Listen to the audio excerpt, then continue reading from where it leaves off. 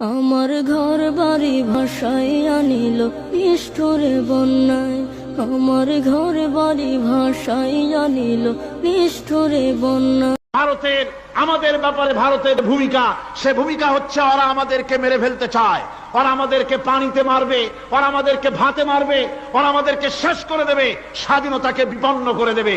এজন্য আজ এই বিশাল জনসমুদ্রের কাছে প্রশ্ন করি, যদি প্রয়োজন হয় আমাদের চির দুশ্মন ভারতের বিরুদ্ধে যদি লড়াইয়ের প্রয়োজন হয়, তোমরা সবাই প্রস্তুত থাকবে। আপনারা মনে রাখবেন, ভারত তার অপসংস্কৃতি আমাদের মধ্যে ঢুকাচ্ছে।